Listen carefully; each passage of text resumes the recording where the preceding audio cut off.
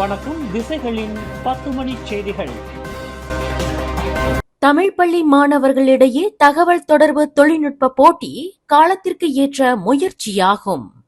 தமிழ் பள்ளி மாணவர்களுக்கான தேசிய நிலையில் தகவல் தொடர்பு தொழில்நுட்ப போட்டி நடத்தப்படுவது நடப்பு சூழ்நிலையில் காலத்திற்கு ஏற்ப முன்னெடுக்கப்பட்ட முயற்சியாகும் என்று இலக்கவியல் துறை அமைச்சர் கோபிந்த் சிங் தியோ பெருமிதம் தெரிவித்தார். நாடு தழுவிய நிலையில் நடைபெறும் இதுபோன்ற முயற்சிகளுக்கு தமது இலக்கவியல் துறை அமைச்சு ஆதரவும் மானியமும் வழங்குவதாக கோபிந்த் சிங் உறுதியளித்தார். மல்டிமீடியா பல்கலைக்கழகத்தில் இன்று சிறப்பாக நடைபெற்ற தமிழ் பள்ளி மாணவர்களுக்கான தேசிய நிலையில் தகவல் தொடர்பு தொழில்நுட்ப போட்டியை அதிகாரப்பூர்வமாக நிறைவு செய்து வைத்து உரையாற்றுகையில் அமைச்சர் கோபிந்த் சிங் மேற்கண்டவாறு கூறினார். இதுபோன்ற போட்டிகள் நமது தமிழ் பள்ளி மாணவர்களுக்கு மிக சிறந்த பலனை தர வல்லதாகும். இதற்கு தமது அமைச்சு முழு ஆதரவும் ஒத்துழைப்பும் நல்குவதாக அவர் குறிப்பிட்டார். இந்திய சமுதாயம் தகவல் தொழில்நுட்ப மாற்றங்களை கருத்தில் கொண்டு அதற்கேற்ப தன்னை தயார்படுத்திக் கொள்ள வேண்டும் என்பதையும் கோபிந்த் சிங் தமது உரையில் வலியுறுத்தினார். Saya seorang yang telah mendukung supaya sekolah-sekolah menggunakan teknologi ini untuk menunjukkan kepada murid-murid kita kalau kita menggunakan teknologi betapa kuatnya kita sebagai rakyat yang boleh menghubungi seluruh. Multimedia பல்கலைக்கழகம், கொலக்கிலான் இந்து இளைஞர் இயக்கம், தமிழ் டெக் மாய் மற்றும் மலேசிய தலைமை ஆசிரியர் மன்றம் ஆகிய அமைப்புகள் முன்னெடுத்த தமிழ் பள்ளி மாணவர்களுக்கான தேசிய நிலையிலான இந்த போட்டியில் 600க்கும் அதிகமானோர் கலந்து கொண்டனர்.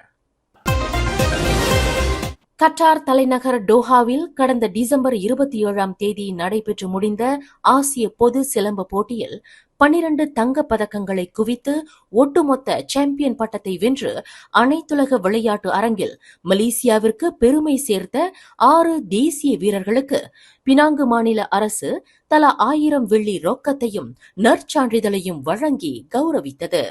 இன்று பினாங்கு டேவான் ஸ்ரீ பெனாங் அரங்கில் தொடங்கியுள்ள உலகளாவிய தமிழ் வம்சாவளி மாநாட்டு நிகழ்வில் ஆசிய சிலம்ப போட்டியில் தலா 2 தங்கம் வீதம் 12 தங்கங்களை குவித்த பினாங்கை சேர்ந்த 6 வீரர்களுக்கும் பினாங்கு முதலமைச்சர் சவுகொன் யாவ் தலைமையில் மாநில ஆட்சிக்குழு உறுப்பினர் டத்தோஸ்ரீ சுந்தர் ராஜு இந்த கௌரவத்தையும் அங்கீகாரத்தையும் வழங்கினார். பிரகாஷ், சஷ்டிவீனா, லீனாஸ்ரீ, கவித்ரா, டர்னிஷா மற்றும் ரனிஷா ஆகியோரே தங்கம் வென்ற மலேசிய சிலம்ப போட்டியாளர்களாவர். இந்த 6வருக்கும் முதலமைச்சர் சவுகொன் யாவ் மற்றும் டத்தோஸ்ரீ சுந்தர் ராஜு ஆகியோர் கையெழுத்திட்ட சான்றிதழ் வழங்கப்பட்டது. இவர்கள் மலேசியாவிற்கு மட்டுமின்றி பினாங்கிற்கும் பெருமை சேர்த்துள்ளதாக டத்தோஸ்ரீ சுந்தர் ராஜு விவரித்தார். என்ன பார்த்தாங்க, அப்ப என் கையில இருந்து கொஞ்சம் பொருந்தோக்கான் முடிஞ்சது. ஆனால் ஏன் பணம் இருந்தது. 2 குரூப் வந்தாங்க, 2 பேருக்கு 1000 வெள்ளி கொடுத்தேன். அவ்வளோதான் என்னால் கொடுக்க முடிஞ்சது. அன்றைக்கு போய் தேய்ச்சிட்டு வந்தாங்க. ரொம்ப சந்தோஷமா இருந்தது. ஏர்போர்ட்டில் போய் ரிசீவ் பண்ண போயிருந்தேன். ஆனால் தேய்ச்சிட்டாங்க. என்னோட அதுக்கு என்ன பெருசாக செய்யணும்னு இன்னைக்கு என்ன பண்ணேன்னா, முதலமைச்சர் கைப்பட ஒரு சர்டிஃபிகேட் பிளஸ் என்னோட சிக்னேச்சர் போட்டு 1000 வெள்ளி ஒவ்வொரு வெற்றியாளருக்கும் 1000 வெள்ளி சன்மானமாக கொடுத்தேன். ரொம்ப சந்தோஷமா இருக்குது. இந்த 6வரும் கடந்த ஆண்டு ஆகஸ்ட் மாதம் சரவாவில் நடைபெற்ற சுக்மா போட்டியில் தங்க பதக்கங்களை வென்றவர்கள் ஆவர். உலகம் முழுவதும் தமிழர்கள் பரந்து விரிந்து வாழ்ந்து வருகின்றனர். அவர்களுக்கும் நிறைய தேவைகள் உள்ளன. தமிழர்களுக்குள் நல்ல தொடர்பை ஏற்படுத்திக் கொண்டால் எல்லா விதமான வர்த்தகத்திற்கும் பெரும் பலனை அளிக்கும் என்று தமிழ்நாடு மதுரையைச் சேர்ந்த ரியாஸ் அஹ்மத் தெரிவித்தார். இன்று பினாங்கு டேவான் ஸ்ரீ பெனாங் அரங்கில் தொடங்கியுள்ள பினாங்கு ஆட்சிக்குழு உறுப்பினர் டத்தோஸ்ரீ சுந்தர் ராஜு சோமு தலைமையிலான உலகளாவிய தமிழ் வம்சாவளி மாநாட்டு நிகழ்வில் தமது குவாய்ட்ரான் ஃபைபர் சயின்ஸ் நிறுவனம் சார்பாக கண்காட்சியில் பங்கேற்ற அந்த நிறுவனத்தின் நிர்வாக இயக்குநருமான ரியாஸ் அஹ்மத் குறிப்பிட்டார். அதாவது உலக தமிழர்கள் எந்த அளவுக்கு வெல் எஸ்டாப்ளிஷ்டாக இருக்காங்க, அவங்க பிஸ்னஸாக இருக்கட்டும், வேரியஸ் ப்ரொஃபஷனில் இருக்கட்டும், அதை பார்க்க முடியுது. தமிழர்கள் ஒரு ஒரு டைவர்ஸ் கம்யூனிட்டி, ஒரு பரந்து விரிந்த ஒரு சமுதாயம். உலகத்தில் பல நாடுகளில் இருக்காங்க. அவங்க பல பேரை இங்கே ஒரு இடத்துல பார்க்குறது ரொம்ப சந்தோஷமாக இருக்குது. நம்ம ஆக்சுவலாக உண்மை சொல்ல போனோம்னா பிஸ்னஸ்க்காக ரொம்ப வெளியே தேட தேவையில்லை. நம்ம மக்களுக்குள்ளேயே நிறையா தேவைகள் இருக்குது. கன்சியூமராகவும் இருக்காங்க, சப்ளையராகவும் இருக்காங்க. ஸோ நம்ம தமிழ் மக்களோட நல்ல தொடர்பில் இருந்தாலே எல்லா விதமான வியாபாரத்துக்கும் இங்கே சாத்தியம் இருக்குது. அது இந்த நிகழ்ச்சியின் மூலமாக தெரிஞ்சுக்க முடியும். இதுபோன்ற மாநாடுகளில் நமது வழித்தோன்றல்களை சந்தித்து அவர்கள் தொடர்ந்து தங்களின் பாரம்பரியத்தை இந்த நாட்டில் நிலைநிறுத்திக் கொண்டதை பார்க்கும் போது மிகுந்த மகிழ்ச்சியாக உள்ளது என்று தமிழ்நாடு டெக்ஸ்டைல்ஸ் துணை இயக்குநர் அம்சவேணி தெரிவித்தார். வம்சாவளி மாநாடு, தமிழ் மாநாடு, இதுக்கு நாங்கள் பார்ட்டிசிபேட் பண்ணுறதுல மிகவும் மகிழ்ச்சி அடைகிறோம். ஏன்னா எங்கள் தமிழர்கள் மூதாதையர்கள், அதாவது வழி தோன்றல்களை சந்திப்பதில் எங்களுக்கு மிக்க மகிழ்ச்சி.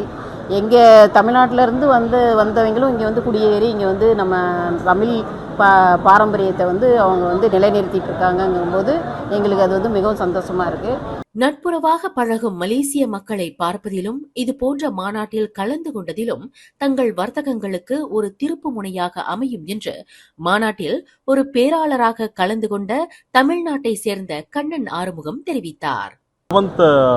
தமிழ் வம்சாவளி மாநாடு இது. அதில் நான் கலந்துக்கிட்டு ரொம்ப சந்தோஷப்படுறேன். Thanks to Selvakumar sir. அதுபோக தேங்க்ஸ் டு மலேசியன் பீப்புள். ரொம்ப ஃப்ரெண்ட்லியாக இருந்தாங்க. ரொம்ப ஒரு ஸ்மைலிங் ஃபேஸ், ரொம்ப பிடிச்சிருந்தது. தமிழ் மக்கள் மலேசியன் பீப்புளை மீட் பண்ணுறதுக்கு, பேசுகிறதுக்கு ரொம்ப பிடிச்சிருந்தது. இது மாதிரி நாங்கள் திருப்பியும் மலேசியாவில் ஒரு காண்டாக்ட் பண்ணி நிறையா பிஸ்னஸ் பண்ணணும்னு நினைக்கிறோம். ஏன்னா அவ்வளோ ஃப்ரெண்ட்லி மலேசியன் மக்கள். எல்லாருமே ரொம்ப ஃப்ரெண்ட்லியாக மூவ் பண்ணாங்க. எங்களுக்கு கண்டிப்பாக எங்களுக்கு ஒரு டேர்னிங் பாயிண்ட்டாக இந்த மீட் எங்களுக்கு அமையும்னு நினைக்கிறேன். மாநாட்டின் 2வது நாளான நாளை ஜனவரி 5ஆம் தேதி ஞாயிற்றுக்கிழமை பன்னாட்டு குறு சிறு நடுத்தர தொழில் கூட்டமைப்பின் ஒன்று கூடல் நிகழ்வு நடைபெறவிருக்கிறது. சிறப்பு அழைப்பாளர்களாக தொழில் முனைவோர் கூட்டுறவு மேம்பாட்டுத்துறை துணை அமைச்சர் டத்தோஸ்ரீ ஆர் ரமணன் மற்றும் முன்னாள் மனிதவள அமைச்சர் டத்தோஸ்ரீ எம் சரவணன் உட்பட முக்கிய பிரமுகர்கள் கலந்து கொள்ளவிருக்கின்றனர். வரும் ஜனவரி 6ஆம் தேதி முன்னாள் பிரதமர் டத்தோஸ்ரீ நஜீப் ரசாக்கிற்கு ஆதரவு தெரிவிக்கும் பேரணியில் கலந்து கொள்வதற்கு பதிலாக மஇகா உறுப்பினர்கள் பத்துமலை திருத்தலத்தில் ஏற்பாடு செய்யப்பட்ட சிறப்பு பிரார்த்தனையில் பங்கேற்பர் என்று கட்சியின் தேசிய துணைத் தலைவர் டத்தோஸ்ரீ எம் சரவணன் அறிவித்துள்ளார். நஜீப்பிற்கு ஆதரவு தெரிவிக்கும் இந்த சிறப்பு பிரார்த்தனை கூட்டம் வரும் ஜனவரி 6ஆம் தேதி காலை 11 மணியளவில் பத்துமலை திருத்தலத்தில் மஇகா ஏற்பாட்டில் நடைபெறவிருப்பதாக டத்தோஸ்ரீ சரவணன் குறிப்பிட்டார். அன்றைய தினம் தமக்கு நீதி கோரி புத்ராஜயா அப்பீல் நீதிமன்றத்தில் மேல்முறையீட்டு சட்ட போராட்டத்தை மேற்கொண்டுள்ள நஜீப்பிற்கு ஆதரவு தெரிவிக்கும் வகையில் மஇகா உறுப்பினர்கள் இந்த சிறப்பு கூட்டத்தில் கலந்து கொள்வர் என்று தாப்பா நாடாளுமன்ற உறுப்பினருமான டத்தோஸ்ரீ சரவணன் குறிப்பிட்டார். அரச மன்னிப்பு கேட்டு டத்தோஸ்ரீ நஜீப் ரசாக் புதிய விண்ணப்பத்தை சமர்ப்பிக்க மாட்டார் என்று அவரின் வழக்கறிஞர் தான் ஸ்ரீ முகமது ஷஃபி அப்துல்லா அறிவித்துள்ளார். மாறாக வரும் ஜனவரி 6ஆம் தேதி புத்ராஜயா அப்பீல் நீதிமன்றத்தில் நடைபெறும் அவரின் மேல்முறையீட்டு வழக்கு விசாரணையில் கவனம் செலுத்துவார் என்று ஷஃபி அப்துல்லா குறிப்பிட்டார். தனது எஞ்சிய சிறை தண்டனை காலத்தை வீட்டுக்காவலில் கழிப்பதற்கு அரசாணை உத்தரவு உள்ளதா இல்லையா என்பதை அறியும் பொருட்டு நஜீப் இந்த மேல்முறையீட்டை செய்துள்ளார் என்று ஷஃபி மேலும் விளக்கினார். கடந்த ஆண்டில் சமூக வலைதளங்களில் மோசடி தன்மையிலான 63,652 உள்ளடக்கங்களை கொண்ட காணொளிகளை மலேசிய தொடர்பு பல்லுலக ஆணையம் அகற்றியுள்ளதாக தொடர்புத்துறை அமைச்சர் தியோனி சிங் தெரிவித்துள்ளார். 2023ஆம் ஆண்டுடன் ஒப்பிடுகையில் கடந்த ஆண்டு மோசடி தன்மையிலான உள்ளடக்கங்களின் எண்ணிக்கை கூடுதலாக 6,297 உள்ளடக்கங்கள் அதிகரித்து இருப்பதையே இந்த புள்ளி விவரங்கள் காட்டுவதாக தியோ குறிப்பிட்டார்.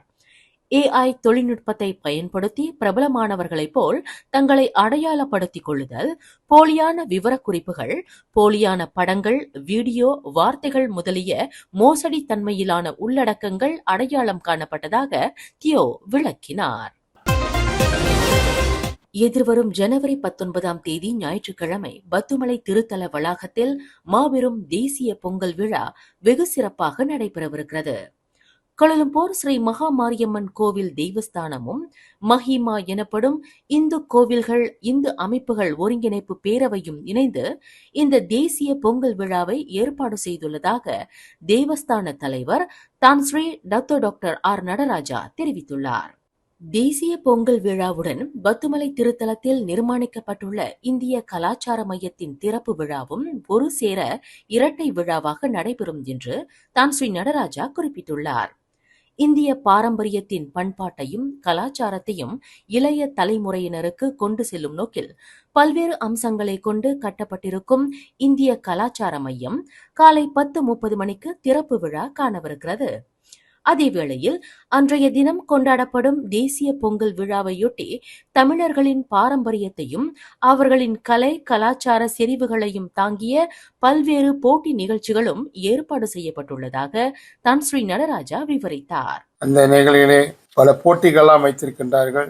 பொங்கல் வைத்தல், அந்த கிராமிய நிகழ்ச்சி, கிராமிய பாடல்கள், பல்வேறு போட்டிகள் நடத்தப்பட்டு பரிசுகள் வழங்கப்படவிருக்கின்றன.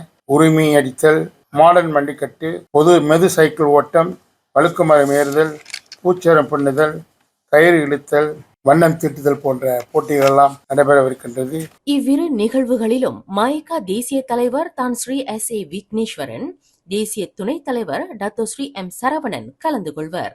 பொதுமக்கள் திரளாக கலந்து கொண்டு சிறப்பிக்குமாறு தான் ஸ்ரீ நடராஜா கேட்டுக்கொண்டார்.